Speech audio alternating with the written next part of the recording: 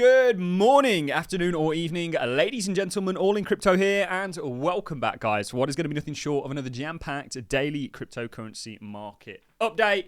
As always, I'm wishing you a wonderful day wherever you are and whatever it is you are doing. And we have a lot to get into. We're going to be starting the video off with some interesting news involving the SEC and Binance, as the SEC has approved Binance to hold US Treasuries. Now, why the hell would Binance want to hold US Treasuries? Well, we're going to be talking about that to start the video off. And of course, you guys know that it was my opinion that the US basically hostily took over Binance. I don't think CZ really did anything wrong. They got him on technical issues or technical merit in regards to, certain boxes that weren't ticked, and ultimately brought the weight of the United States government against him. They trolled the hell out of him from start to finish, making him pay $4 trillion, making him serve 4 months. He's throwing up the fours all the time, 4 for FUD. But we're going to start the video off there because crypto is going to play a role in helping the US, and there's a game being played here, stave off or certainly delay the debt crisis that will come. When you build a house on sand, it doesn't last very long, and that's essentially the US debt markets. That building will topple over, in my opinion. So we're going to start the video off there, very interestingly, going back to that Wall Street Journal article. Then we're going to be looking at Bitcoin. Bitcoin very much coming out of a broadening structure that we've been in since this pullback. We have continued to say that this is just a pullback. When it walketh, talketh, and quacketh like a duck, ladies and gentlemen, it's a duck. We'll be looking at a number of other charts. They all lead us to this bullish outcome and direction. Whether that's Bitcoin, whether that's the altcoin market, whether that's crypto stocks, whether that's crypto miners, everything is destined for upside, and we've got targets on all of them. So when you get those, and they're all pointing in the same direction, it's only somebody who doesn't listen to reasoning that goes in the opposite direction and usually bases their feelings, bases their bias based on feelings. And, okay, well, I saw this on Twitter and it doesn't look good. But when you sort of peel back the layers of those onions, it's an amazing sort of scenario we have ahead. And then talking about ahead, we're going to be looking at the week ahead. Interesting week. We've got PCEs, we've got PMIs, we've got a number of things, and we'll look at that contextually. And on top of that, we've also got earnings in the US, and some big earnings. So let's kick the video off. And as promised, just in, Binance gets court approval to invest customer funds in US Treasury bills. Oh, no. So this is very much what banks do. When you buy, or when you give your money to a bank, they'll often invest it on behalf of you, and often, because most of them are mandated to do so, that'll be in the form of treasuries, whether that be in the UK in the form of the gilts market, whether that be in the US in the form of the treasury market. And now it looks like Binance has just got approval to do the same thing. So when you give them your money, they'll be able to hold it in treasuries.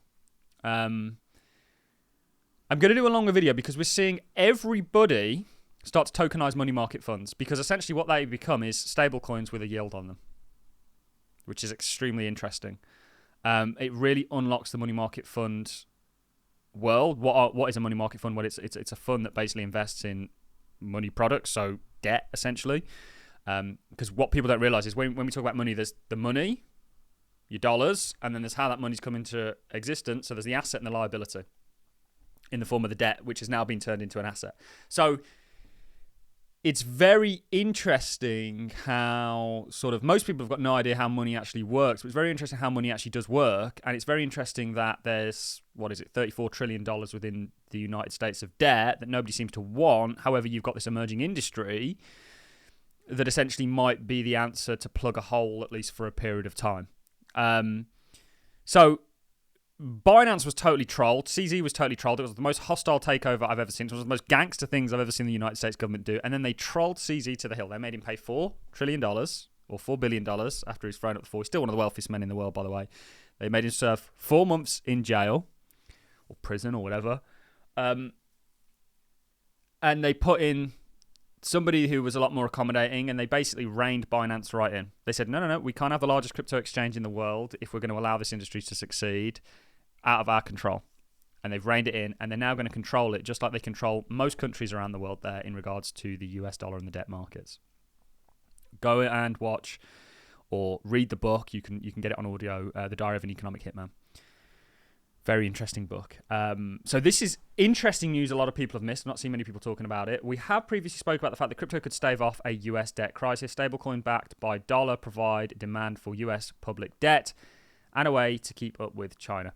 Ignore the China part for this specific commentary, but stablecoins are increasingly becoming backed by treasuries, and actually, if you talk about, so I really like Brent Johnson's the dollar milkshake theory. I think the dollar will be kind of the last fiat standing, because people run to it as a flight for safety. You already see that in many places around the world.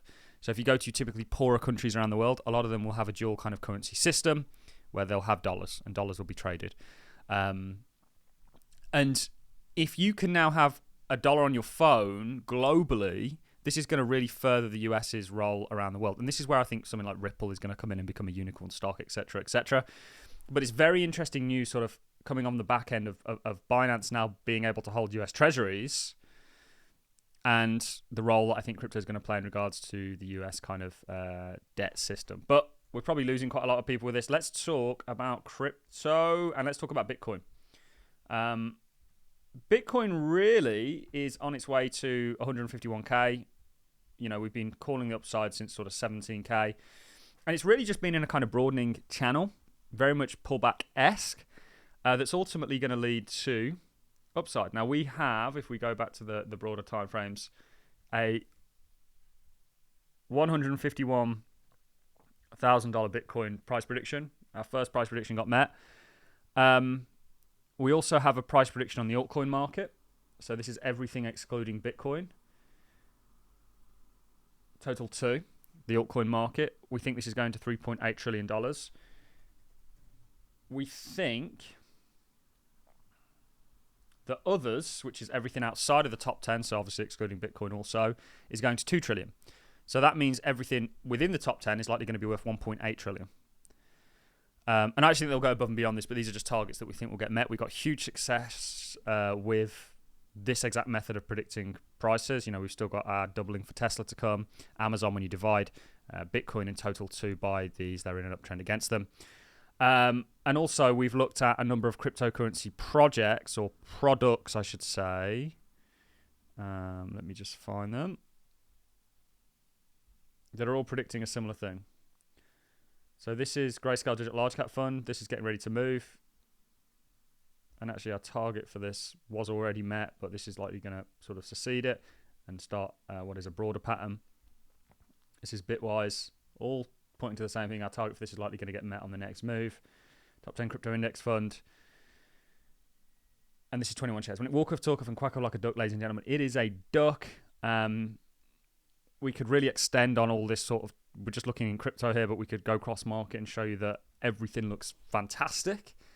It's just a case of hanging in there, and I do think this pullback is coming to an end. Solana is a very interesting one. We've been highlighting Solana significantly.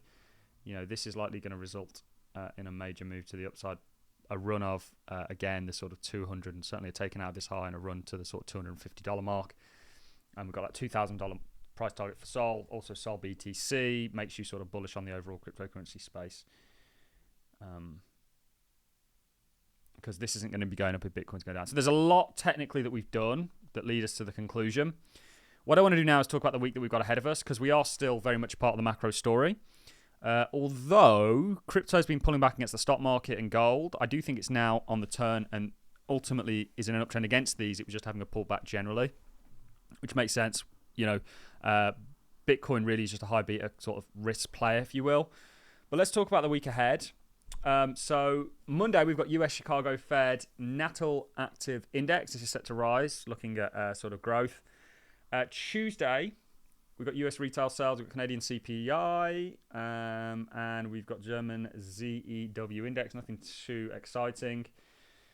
Interestingly, on Wednesday, we've got US PMIs, and this is expected to rise. Now, we watch PMIs because you have sort of PMI cycles, which coincidentally perfectly aligned with the Bitcoin 4-year cycle theory, which coincidentally perfectly aligns with global liquidity, so on and so forth. So we are expecting PMIs to rise, and that's going to see, just like it has done previously, Bitcoin to rise with it. So this is going to be interesting to watch. We want to see a rise in this. We've got US home sales. We are actually bulling on the housing market, which is an interest rate sensitive market, just like we're bullish on the IWM and a number of other things. We've got US EI crude oil inventories. Thursday, we've got US durable goods orders. We've got GDP, advanced reading, initial jobless claims. That's going to be an interesting one. So GDP forecast to rise 2.5% from 1.4. That's going to be a good thing. You really want to watch the jobs market, I think, here.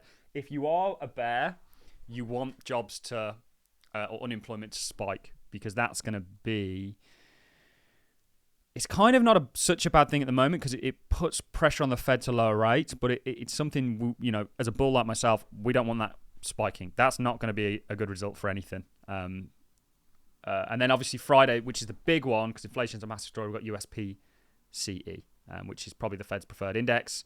Prices to rise 0.1 month over month and 2.5 year over year from 0%, so no inflation last month, and 2.5. And of course, this is how it looks. So we've been really combating the ding-dongs that have been saying, the 1970s style second wave of inflation is here, and we said, no, it's not. We're not in the 1970s. The world is very different from what it was in 1970s, and until we start to see reason for expecting the a second wave of inflation, which may come later on down the line when they sort of pump global liquidity, because we're expecting good things for assets, there's undoubtedly going to be a crossover there. We steer the course. So this is all coming next week. And then, of course, on top of that, look at some of the earnings that we have. So we've got things like Google, Tesla, which is going to be interesting given the fact that we're expecting Tesla to double in price. Visa, Spotify done spectacularly for us, guys. Let's take a look at our stage 2s. Yeah, look at this. We were calling this on the break here. Made our first target up here and it's gone well above and beyond. So that's going to be interesting to see what Spotify comes out at. Ford Motor. You've got a basket of things taking place tomorrow. So it's going to be a very interesting week. A little bit more heavy in regards to data. It's going to be interesting to see how well crypto performs in regards to the stock market, given the earnings that we've kind of got. The pullback in my assessment, not only is Bitcoin sort of coming up and out, I believe, of that broadening sort of channel that it's been in, this pullback has been sort of contained within. When you look at a breadth of things in regards to the cryptocurrency space, they all point in a very similar direction, and that leads me to be exceptionally bullish and share that opinion with you on this channel. We are going to explore what we spoke about at the start of the video in regards to how crypto is going to basically not save or eradicate the problem of the US debt markets, but at least sort of, kick the can down the road like they do each and every time. That's it from me, ladies and gentlemen. I hope you enjoyed this content as much as I did. On that note, I'm going to love and leave you. Thanks a lot for watching, guys. See you all in the next.